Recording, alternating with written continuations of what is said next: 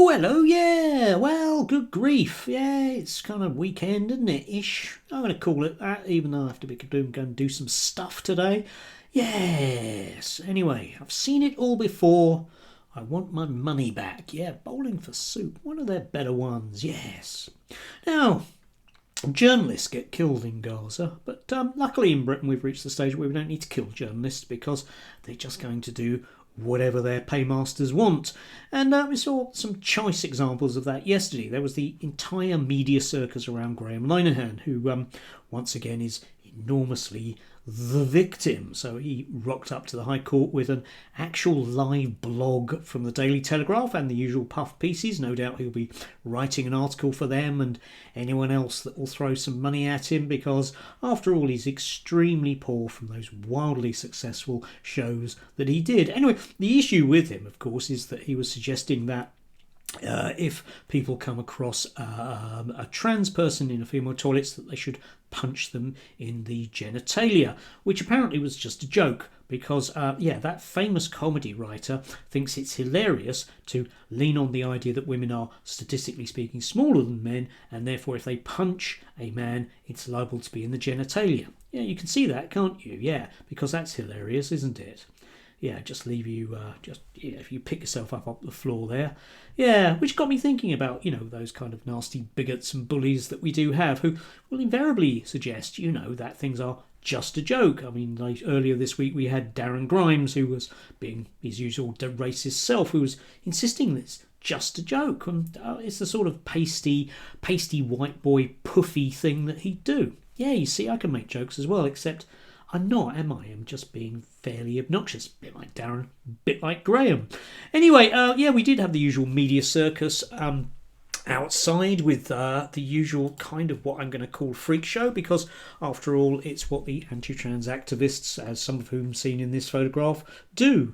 They're just very, very, very strange people who are vaguely obsessive. Now, it might be that you don't like trans people, but I'm going to suggest, okay, that's fine, but there's a very good chance you don't know any, and you can even sort of quote various statistics at me or other people about trans people and how dangerous they are. But, basically we don't have an issue with people being sexually assaulted in toilets by trans people any more than we have an issue in the States of trans people being mass shooters, because the actual statistics for mass shootings in terms of trans people in the States basically end up with, 1 in 1,000 of them, which I think might be a bit of a push to call it a societal concern, but perhaps that's just me knowing things. Not that you'll hear this in the British media, of course, because they'll fawn over him, because it's vitally important that Graham is allowed to be the nasty bigot that he is. Vitally important. Yeah, we've got to have free speech laws in this country so that nasty bigots can be nasty bigots, but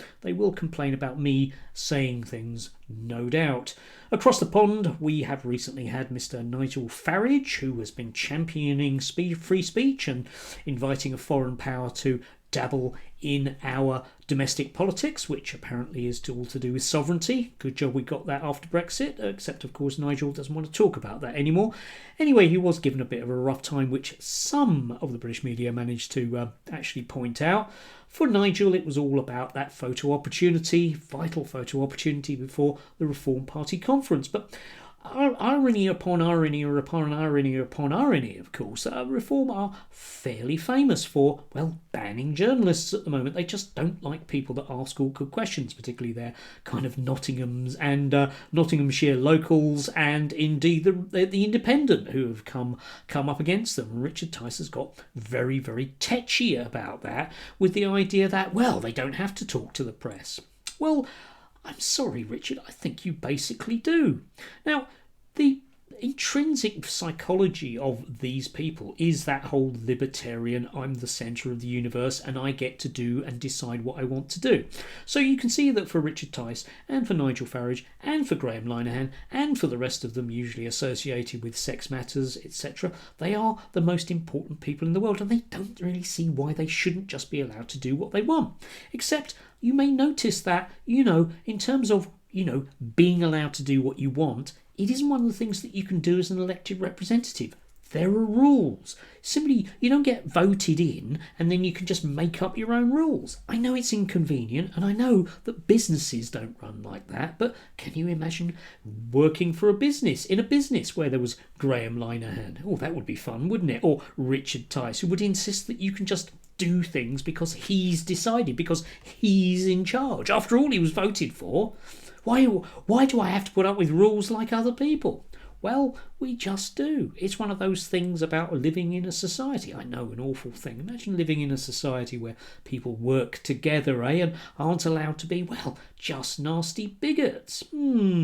Still, reform. I'm sure reform will make a huge fuss about their big concern, which is about, grooming and the rape gangs. Except, of course, the real problem this week was that, well, when there was a debate about such things or an announcement in Parliament, none of them showed up because they were way too busy not doing their job. Yes, still, never mind. I'm sure we can all make a joke about it, eh? Not me, though, obviously. Those free speech laws aren't going to apply to me. It's not the way it works. Anyway, do have a glorious Friday if you can. I'm rather looking forward to my weekend, sort of vaguely getting back into the swing of things. I did vaguely impress myself yesterday with doing a bit of history, and I was able to wax lyrical in and around the NHS for about 2 hours, which is one of the reasons why I like doing my job. Do have a glorious day if you can do. Enjoy the sunshine. Yeah. Enjoy the season of mists and bigots, hopefully getting a little bit of a comeuppance. But of course, well, that won't be allowed, will it?